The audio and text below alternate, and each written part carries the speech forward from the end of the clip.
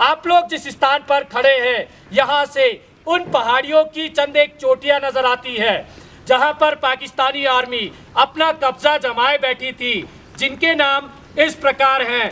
आपके सामने जो पहाड़ी दिखाई दे रही है, नाम तोलोलिंग। अगर आप लोग अपनी नज़र थोड़ा बाएं की ओर स्काईलाइन पर ले जाएं तो 3 पिंपल दिखाई देते हैं, लेकिन अभी बादलों के कारण दिखाई नहीं दे रहे हैं।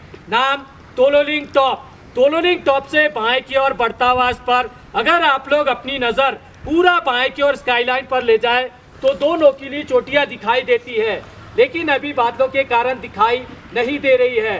दाहिने वाली नोकीली चोटी नाम टाइगर हिल।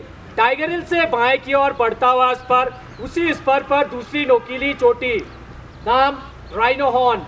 टाइगर हिल और राइनो हॉर्न के बीच चंद एक पोस्ट है जो यहाँ से दिखाई नहीं देते, जिनके नाम इस प्रकार हैं: इंडिया गेट, हेलमेट टॉप, शिवलिंग पोस्ट और रॉकी नॉब। वापस राइनो हॉर्न।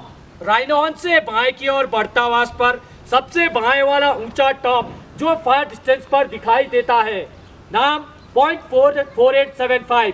.4875 को हम बत्रा टॉप के नाम से भी जानते हैं, क्योंकि कैप्टन विक्रम बत्रा यहाँ दुश्मनों से लड़ते हुए वीरगति को प्राप्त हुए थे। आप लोग जिस रास्ते से आए हैं उसे NH1 के नाम से जाना जाता है। यह रास्ता लेह और कारगिल को श्रीनगर से जोड़ता है। घुसपैठ होने के मुख्य कारण यह थे कि शिमला समझौते के तहत 1972 में भारत और पाकिस्तान के बीच यह एग्रीमेंट साइन हुआ था कि विंटर के सीजन में दोनों देश की सेनाएं LOC को छोड़कर कम बर्फीले वाले स्थान पर चले जाएंगे, क्योंकि सर्दियों के मौसम में दोनों देशों की सेनाओं को यहाँ रहने में काफ़ी मुश्किलें होती थी। सर्दियों के मामले में यह स्थान विश्व में दूसरे और एशिया में प्रथम स्थान पर माना जाता है। 9 जनवरी 1995 में यहाँ का टेम्परेचर -60 डिग्री सेल्सियस रिकॉर्ड किया गया था। 1998 के विंटर के दौरान जब हमारी भारतीय सेना LOC को छोड़कर कम बर्फीले वाले स्थान पर चली गई तो धोखे से पाकिस्तानी सेनाओं ने हमारे पोस्टों पर कब्जा कर लिया। 99 के समर के दौरान जब हमारी भारतीय सेना दोबारा अपने पोस्टों पर गई तो देखा गया कि पाकिस्तान आर्मी के 3 इन्फेंट्री ब्रिगेड तकरीबन ऐसी 400 चोटियों पर अपना कब्जा जमाए बैठे थे। यह इलाका घुमरी से लेकर साउथ ग्लेशियर तक तकरीबन 150 किलोमीटर एरिया कैप्चर किया हुआ था। कारगिल युद्ध 20 मई 1999 को शुरू हुआ और 26 जुलाई 1999 को संपन्न हुआ। इसीलिए प्रत्येक वर्ष 26 जुलाई को विजय दिवस के रूप में इस कारगिल वॉर मेमोरियल पर मनाया जाता है। आप लोगों के सामने तोलोलिंग पहाड़ पर दुश्मन अपना कब्जा जमाए बैठा था। भारतीय सेना की ओर से तोलोलिंग पर कैप्चर करने के लिए 18 ग्रेनेडियर बटालियन को डिटेल किया गया।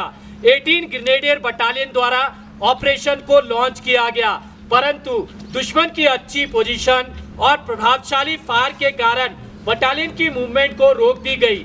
मूवमेंट केवल अंधेरी रात और खराब मौसम में ही सफल हो सका। काफी दिनों के संघर्ष के बाद बटालियन अपना फॉर्म बेस बनाने में सफल रही। 18 ग्रेनेडियर बटालियन का साथ देने के लिए 2 Rajputana rifle, 18 Garhwal rifle, 13 Jammu and Kashmir rifle और 1st नागा बटालियन को डिटेल किया गया। सभी ही बटालियनों ने अच्छी प्लानिंग के साथ 20 मई से लेकर 24 जून 1999 तक चले संघर्षपूर्ण ऑपरेशन के दौरान अलग अलग दिशाओं से हमला किया, दुश्मन को मुंहतोड़ जवाब दिया और दोबारा तोलोलिंग पर कैप्चर किया। इस ऑपरेशन के दौरान भारतीय सेना को काफी नुकसान उठाना पड़ा।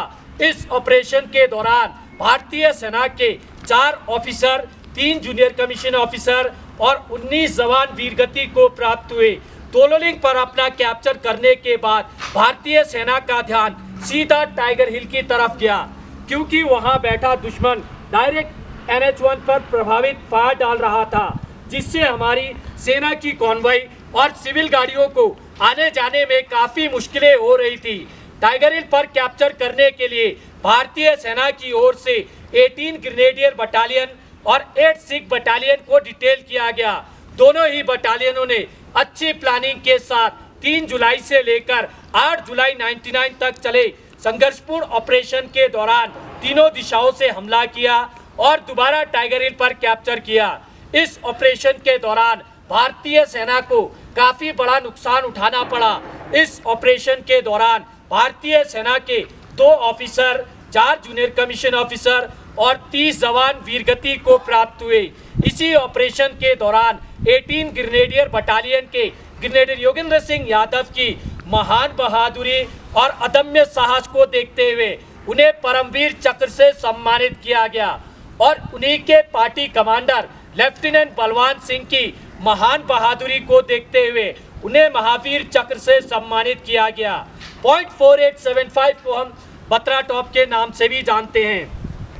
कैप्टन विक्रम बत्रा की महान बहादुरी को देखते हुए उन्हीं की battalion 13 Jammu and Kashmir rifle को पॉइंट 4875 पर कैप्चर करने के लिए डिटेल किया गया और उसी के दूसरे फीचर पिंपल 1, पिंपल 2 और वेलबेक पर कैप्चर करने के लिए 17 जाट बटालियन को डिटेल किया गया और ट्विनबक पर कैप्चर करने के लिए 2 नागा बटालियन को डिटेल किया गया। तीनों ही बटालियनों ने अच्छी प्लानिंग के साथ 4 जुलाई से लेकर 10 जुलाई 99 तक चले संघर्षपूर्ण ऑपरेशन के दौरान चारों दिशाओं से हमला किया, दुश्मन को मुंहतोड़ जवाब दिया और दोबारा तीनों पोस्टों पर कैप्चर किया। इस ऑपरेशन के दौरान भारतीय सेना को काफी बड़ा नुकसान उठाना पड़ा। इस ऑपरेशन के दौरान भारतीय सेना के 3 ऑफिसर और 27 जवान वीरगति को प्राप्त हुए। इसी ऑपरेशन के दौरान कैप्टन विक्रम बत्रा की महान बहादुरी और अदम्य साहस को देखते हुए उन्हें मरणोपरांत परमवीर चक्र से सम्मानित किया गया और उन्हीं की बटालियन के राइफलमैन संजय कुमार की महान बहादुरी और अदम्य साहस को देखते हुए उन्हें भी परमवीर चक्र से सम्मानित किया गया और कैप्टन अनुज नायर की महान बहादुरी को देखते हुए उन्हें मरणोपरांत महावीर चक्र से सम्मानित किया गया। इसके अलावा कारगिल युद्ध के दौरान जिन जिन बटालियनों ने हिस्सा लिया उन सभी बटालियनों के ऑफिसर, जूनियर कमीशन ऑफिसर और जवानों ने भारत माँ की रक्षा करते हुए अपने प्राणों की आहुति दी है। उन सभी के नाम इस कारगिल वॉर मेमोरियल पर दर्ज है। यह कारगिल वॉर मेमोरियल कारगिल युद्ध का गवाह है। इस पूरे कारगिल ऑपरेशन के दौरान हमारी भारतीय सेना के 559 सैनिक शहीद हुए और 1536 सैनिक घायल हुए। आप लोगों के बाएं कारगिल वॉर के अलावा 1947 से लेकर अब तक इस इलाके में जितने भी शहीद हुए उन सभी शहीदों की वीरभूमि तैयार की गई है, जिन्हें आप लोग देख सकते हैं। आप लोगों के दाहिने हट ऑफ रिमेम्बरेंस, जिसे हम मनोज पांडे गैलरी के नाम से भी जानते हैं, इसके अंदर सभी बटालियनों की हिस्ट्री है जिन बटालियनों ने कारगिल युद्ध के दौरान हिस्सा लिया था।